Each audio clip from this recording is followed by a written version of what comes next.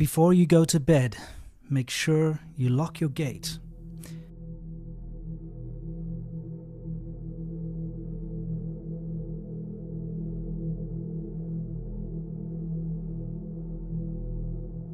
Arm the alarm. Lock your doors. And most importantly, lock the security gate between the living room and your bedroom.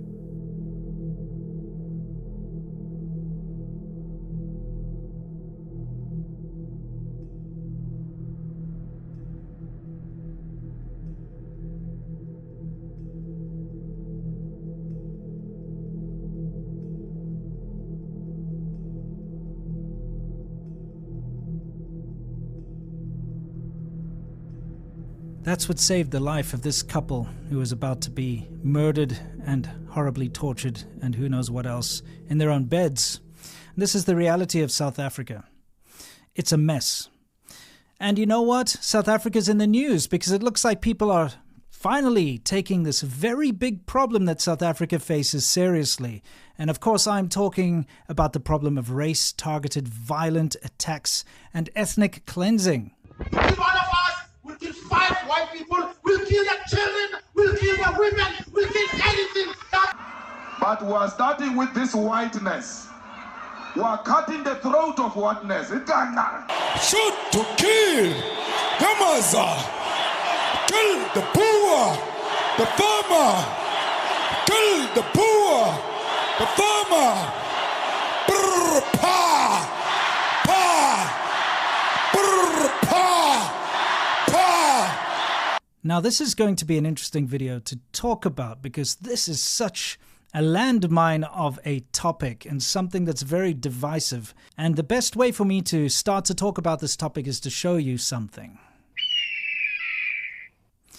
What you're seeing here is a flag that I took around with me when I did my first road trip through America back in 2016. The signatures of people that I met along the way. And the kind words of welcome and encouragement and love that I received from all walks of life around America. This flag is proof that America works. This flag is proof that America is filled with people of compassion and love and understanding, good people, kind people, generous people. And that's something that I will never forget because the people here is what make this country great. I can't say the same for South Africa, however. South Africa sucks. It's a shithole, and I'm being completely serious here. South Africa is a nation divided into tribes, and a nation that has been circling the toilet bowl for a very long time. I'm sorry, but I'm not going to hold back. I have every right to criticize South Africa the way I do because I am a white South African. I grew up in South Africa, born in Cape Town, moved to Johannesburg when I was about 10, and I moved to China when I was 25. So that's when I left South Africa at the age of 25 years old. And I will never, ever go back. But what about all this brouhaha in the news now that President Trump has signed something wanting to give refugee status to the Afrikaans ethnic minority in South Africa? Well, we're going to talk about this heavy topic. But first, a data broker rap. Deep within the corporate offices of a data broker, something is happening behind closed doors. You think you have your secrets? You silly naive thralls. We sold them all to scammers. Get ready for some calls. Your mailbox will be bursting. And we're the reason why. You cannot escape us. We're data broken bros. When you browse the internet, when you click on accept a cookie, when you sign up for some or other service in a shop, your data gets sold to data brokers, and data brokers then sell it to other people. But there is a way to get your name and personal information removed off of these lists, and that is incognito. You see, they do the fancy footwork and all the hard work for you. There are thousands of data brokers out there. And for you to go after each one and legally request for your name to be removed would be incredibly time-consuming and costly. But Incogni does it for you.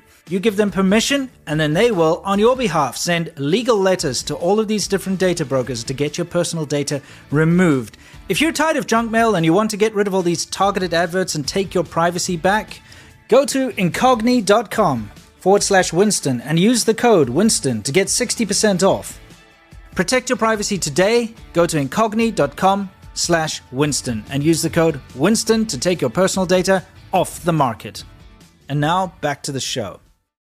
So, let's see. Who are the Afrikaners? Who are these people that are supposedly being given a refugee opportunity in America? Well, the Afrikaans people are basically the descendants of Dutch settlers. Think of your Oregon Trail in America. Think of your pioneers with their ox wagons. It's exactly the same thing. Same idea. They also had ox wagons. They went through the African bush. They gave the middle finger to the British, just like you Americans did. And turns out they're incredibly good farmers because, you know, they had to survive and figure out the land and all that along the way. And guess what? They became incredibly good farmers. They are Afrikaans speaking. I'm not an Afrikaner. I do have Afrikaans people on my father's side of the family. I can speak Afrikaans because we had to learn it in school. But I'm not what I affectionately call a Dutchman. I am a Soti, or Sootpeel, as they call us, which means a salt dick. That's what they call British South Africans like myself. Got 1 foot in South Africa, 1 foot in England with your dungus hanging in the sea. Hence the salt dick name. And I'm being completely serious. The Afrikaans people, specifically farmers, the boere, as they call it, boer just means farmer.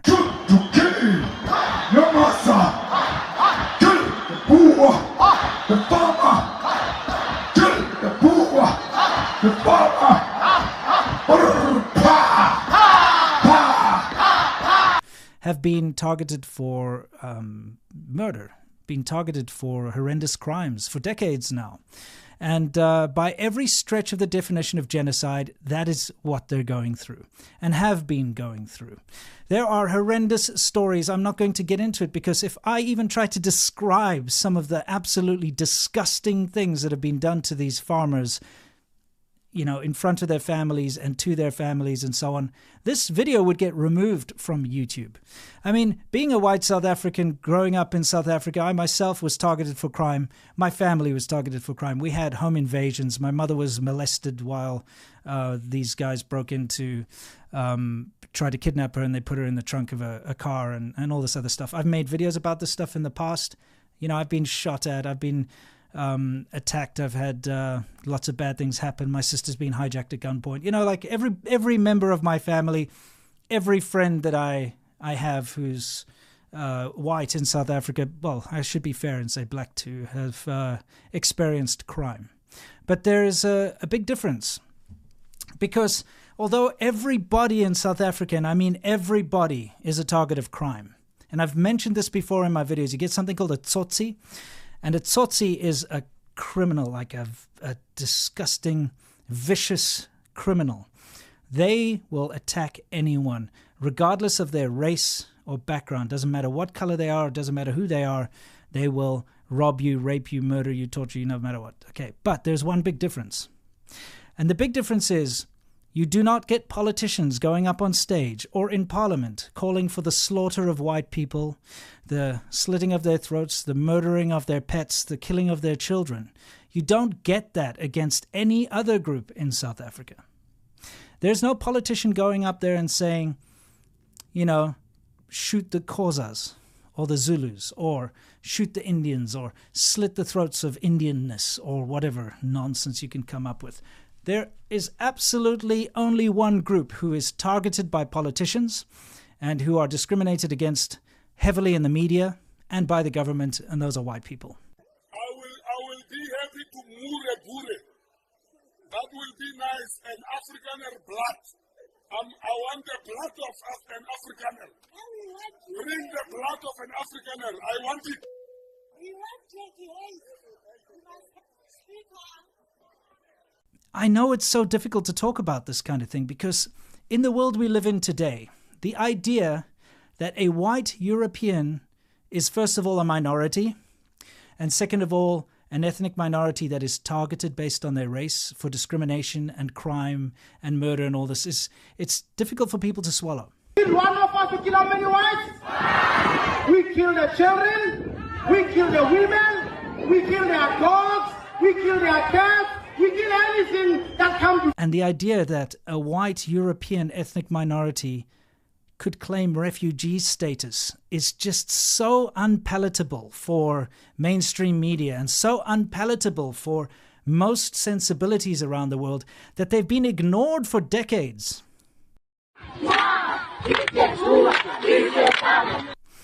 Now, I'm not Afrikaans, so this refugee thing doesn't pertain to me. I believe that the Afrikaners deserve to be able to apply for refugee status. I've seen some horrible people who are trying their best to prevent this because they don't see how a white person should be given the opportunity to apply for refugee status, where, and rightly so, everybody in South Africa is targeted. But what they do not mention is the fact that no other ethnic group in South Africa has people standing up on stage calling for their slaughter and their murder. This is how genocides happen. When you've got political forces and when you've got big groups of people calling for the murder of a certain group.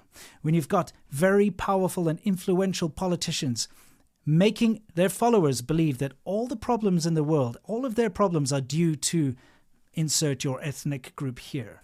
It always ends up badly. When you start blaming especially a small minority, when you start blaming that tiny minority in a country where the majority of people, are being riled up and told that they are the people you've got to target. You get rid of them, you get rid of your problems. You know what's going to happen. And it has been happening.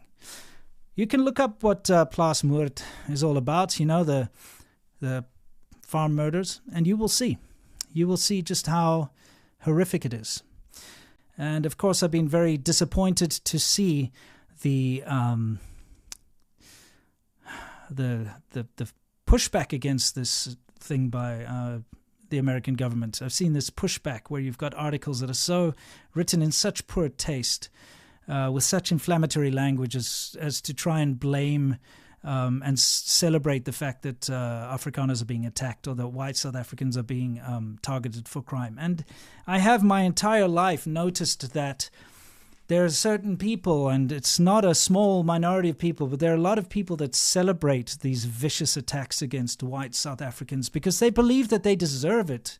They believe that somehow white people in South Africa deserve to be murdered and raped and tortured and have all of their property that they've worked their entire lives for stolen and taken away simply because of some perceived thing in the past. Whether it be apartheid or whether it be colonialism or whatever the case, somehow they justified and celebrate these atrocities. And I'm not going to stand for it because having grown up in South Africa during the dismantling of apartheid, growing up being told to be tolerant and be compassionate and to accept and embrace this idea of a rainbow nation and see what a facade and what bullshit it really is. I'm not going to stand by when people celebrate the murder, the ethnic cleansing of a minority group of who I happen to be a part of. I'm not going to stand by while people unfairly and unjustly try to prevent these people who genuinely need refugee status from getting it. I'm going to support them. And so, again, I'm not a Dutchman, I'm not Afrikaans, but I support this refugee status thing. I think it's a step in the right direction. And I would be saying exactly the same for the Zulus. If they were being ethnically targeted by the Xhosas, and you had a Xhosa politician going up there and saying, we must slit the throats of the Zulus and we must kill their children and pets and shoot the Zulus, shoot to kill or whatever the case, I'd advocate for them to get refugee status. See where I'm going here? So I just wanted to cut through the BS here. I support this. I think the whole world should support this. No small minority ethnic group should ever be targeted for ethnic cleansing. And I just wanted to say thank you to America for affording this opportunity to my South African Afrikaans brothers and sisters. And I wish them all the best of luck. People that were born in America, people who grew up in America don't understand how lucky they are. I know a lot of people don't want to hear that, but it is the most tolerant, the least racist country in the entire world. And I can hear the screaming out there. I know all you people out there are going to get in the comments and try to tell me that I'm wrong, but you know what? Screw you, because I'm not wrong. I grew up in Africa. I lived in China. I know the developing world. I know what true racism is. I've experienced it myself. I've seen it. I've seen how bad it is. And America is not that.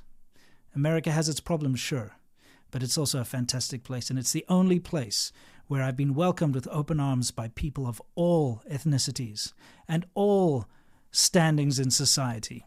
It is the one country that I will fight tooth and nail to protect. I just wanted to say thank you for hearing me out on this, and you may not agree with me, and that's totally fine, because that's what life's all about. We've got to be able to agree to disagree. We all have different experiences growing up. We all have our demons we have to face, and we should try to face them together and help each other out, no matter where you're from. Anyway, stay awesome. Please join me for my secret show that I do with my friend Lawa86 on Mondays. It's called Shaban Ho After Hours. Links are in the description. That's all I'm going to say. Yes, I do. Is that like Arnold Schwarzenegger or something? Yes, too. I do. Sorry, baby. That is the shittiest ad I've ever seen.